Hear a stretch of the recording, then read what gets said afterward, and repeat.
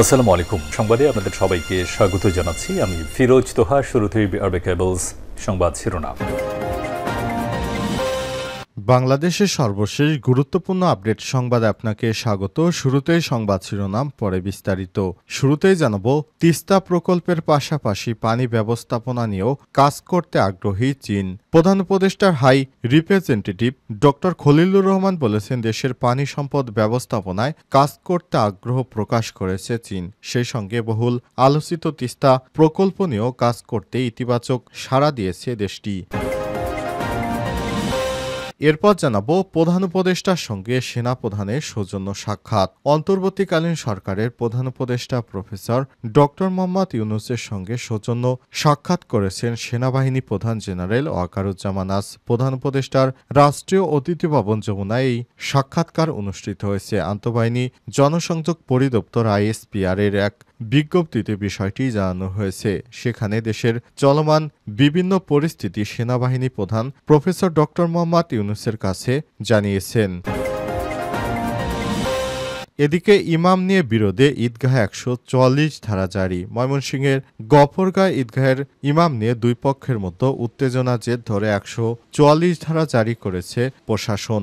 বন্ধ করে দেওয়া হয়েছে ঈদের জামাত। রোববার 30শে মার্চ সন্ধ্যা 6টা থেকে আগামীকাল সন্ধ্যা 6টা পর্যন্ত 144 ধারা জারি করে উপজেলা প্রশাসন চিঠি জারি করেছে। জানাবো, দেশবাসীকে প্রধান উপদেষ্টার ঈদের শুভেচ্ছা।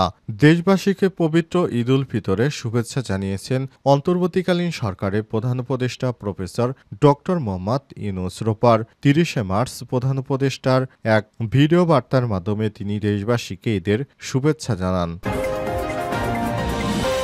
এদিকে 2 দিনে ঢাকা ছেড়েছে প্রায় 41 লক্ষ মানুষ।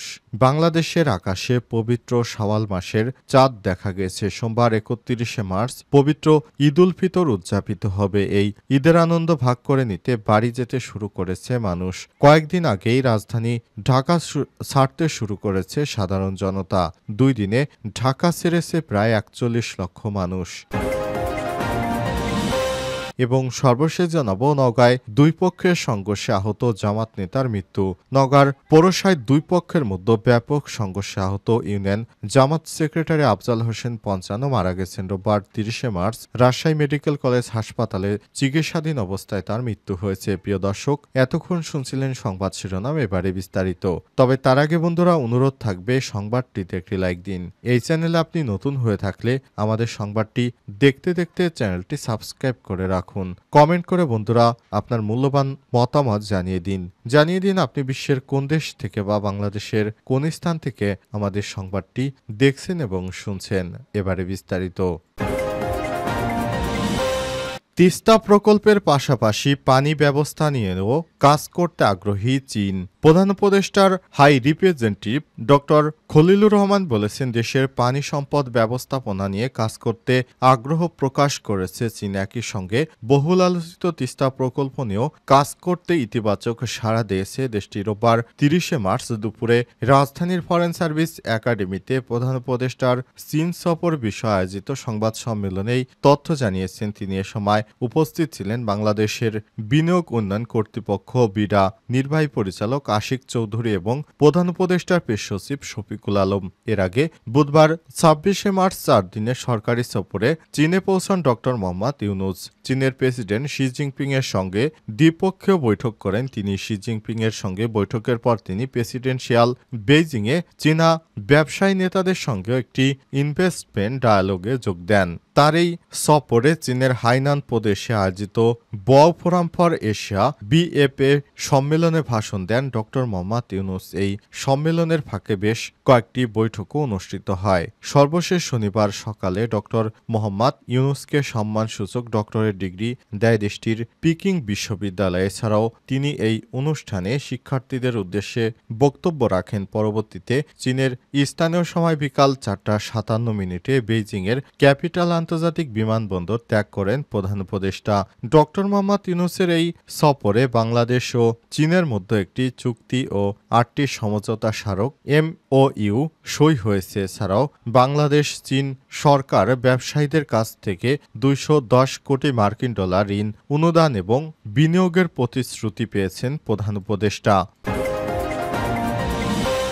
প্রধান উপদেষ্টার সঙ্গে সেনা প্রধানের সৌজন্য সাক্ষাৎ। অন্তর্বর্তীকালীন সরকারের প্রধান উপদেষ্টা প্রফেসর ডক্টর মোহাম্মদ ইউনূসের সঙ্গে রাষ্ট্রীয় অতিথি ভবন যমুনায় সৌজন্য সাক্ষাৎ করেছেন সেনাবাহিনীর প্রধান জেনারেল ওয়াকারুজ্জামান। রোববার ৩০ মার্চ আন্তঃবাহিনীর জনসংযোগ পরিদপ্তর ISPR এর এক সংবাদ বিজ্ঞপ্তিতে তথ্য জানানো হয়েছে। বিজ্ঞপ্তিতে ISPR জানায়, সাক্ষাৎকালে সেনাপ্রধান আসন্ন ঈদে দেশের সার্বিক নিরাপত্তা নিশ্চিত করতে সেনাবাহিনী কর্তৃক গৃহীত পদক্ষেপ, লঞ্চ টার্মিনাল, ট্রেন স্টেশন এবং বাস স্ট্যান্ডসমূহে নিরাপদ সেবা নিশ্চিতকরণ সহ সব সড়কে নিরবিচ্ছিন্ন যান চলাচল, শিল্পাঞ্চলের মালিকদের সঙ্গে শ্রমিকদের বোঝাপড়া ব্যবস্থাকরণ এবং সেনাবাহিনীর চলমান বিবিধ কার্যক্রম সম্পর্কে প্রধান উপদেষ্টাকে অবহিত করেছেন সেনাবাহিনী প্রধান জেনারেল ওয়াকারুজ্জামান। তিনি বলেছেন, ISPR আরও জানায়, জুলাই অভ্যুত্থানে আহতদের সম্মানে দেশের সব সেনানিবাসে ইফতার ও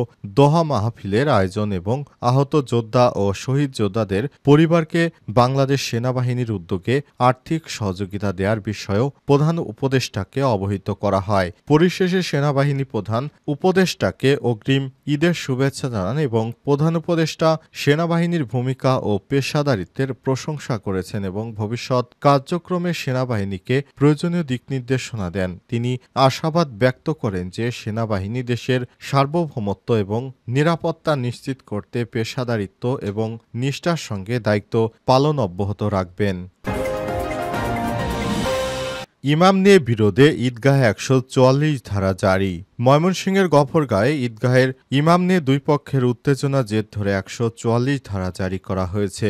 বন্ধ করে দেওয়া হয়েছে ঈদের জামাত। রোববার ৩০ মার্চ সন্ধ্যা ৬টা থেকে ঈদের দিন সন্ধ্যা ৬টা পর্যন্ত ১৪৪ ধারা জারি করেছে উপজেলা প্রশাসন। গফরগাঁও উপজেলা নির্বাহী কর্মকর্তা ইউএনও NM আবদুল্লাহ আল মামুন স্বাক্ষরিত চিঠিতে বলা হয়েছে, গফরগাঁও উপজেলাধীন ৯ নম্বর পাঁচবাগ ইউনিয়নের লামকাইন ঈদগাহ মাঠে পবিত্র ঈদুল ফিতরের দিন ঈদের নামাজ আদায় করাকে কেন্দ্র করে এলাকায় চরম উত্তেজনাকর পরিস্থিতি বিরাজ করছে। এর ফলে আইনশৃঙ্খলার মারাত্মক অবনতি সহ রক্তক্ষয়ী সংঘর্ষ সমূহের সম্ভাবনা বিদ্যমান রয়েছে। সার্বিক আইনশৃঙ্খলা নিয়ন্ত্রণের স্বার্থে একই এলাকায় ১৪৪ ধারা জারি করা হলো। চিঠিতে আরও বলা হয়েছে, আজ সন্ধ্যা ৬টা হতে আগামীকাল সন্ধ্যা ৬টা পর্যন্ত ঈদগাহ এলাকায় সব এলাকার আগ্নেয়াস্ত্র বহন ও প্রদর্শন, লাঠি বা দেশীয় অস্ত্র বহন ও প্রদর্শন, আতশবাজি, পটকা, মাইকিং বা শব্দযন্ত্র ব্যবহার, ৫ সংখ্যক ব্যক্তির একত্রে চলাফেরা, সভা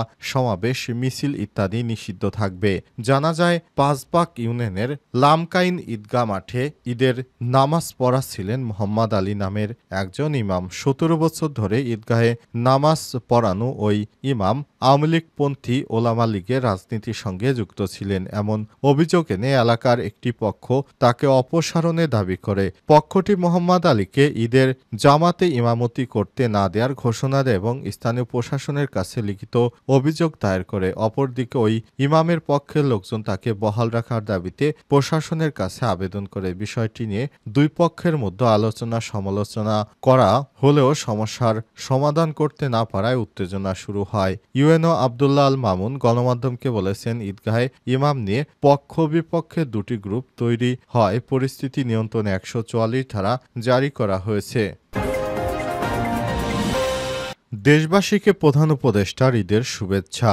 দেশবাসীকে পবিত্র ঈদুল ফিতরের শুভেচ্ছা জানিয়েছেন অন্তর্বর্তীকালীন সরকারের প্রধান উপদেষ্টা প্রফেসর ডক্টর মোহাম্মদ ইউনূস। প্রধান উপদেষ্টার এক ভিডিও বার্তার মাধ্যমে তিনি দেশবাসীর উদ্দেশ্যে ঈদের শুভেচ্ছা জানিয়েছেন। ভিডিও বার্তায় প্রধান উপদেষ্টা বলেছেন, ঈদ মোবারক। আপনারা ঈদে আনন্দের সঙ্গে নিজ নিজ পরিবার নিয়ে বাড়িতে যাবেন, আত্মীয় স্বজনের কবর জিয়ারত করবেন, গরিব পরিবারের খোঁজখবর নেবেন, তাদের ভবিষ্যৎ ভালো করার জন্য চিন্তা ভাবনা করবেন, আপনাদের সন্তানদের সঙ্গে তাদের পরিচয় করিয়ে দিবেন এই কামনা করি। ঈদের জামাতে সবাই যেন দলমত নির্বিশেষে পরাজিত শক্তির প্রচারণার সত্ত্বেও সুদৃঢ়ভাবে ঐক্যবদ্ধ থাকতে পারি, সেজন্য আল্লাহর কাছে মোনাজাত করবেন। এই আহ্বান জানাচ্ছি। সকলের জীবন সার্থক হোক, আনন্দময় হোক, মহান আল্লাহ তাআলা আমাদের সহায়ন। এসব বিষয়ে তিনি একটি মন্তব্য করে প্রধান উপদেষ্টা দেশবাসীর উদ্দেশ্যে একটি ভিডিও বার্তা দিয়েছেন এবং সেই ভিডিও বার্তার মাধ্যমে প্রধান উপদেষ্টা দেশবাসীর উদ্দেশ্যে এই বার্তাটি দিয়েছেন।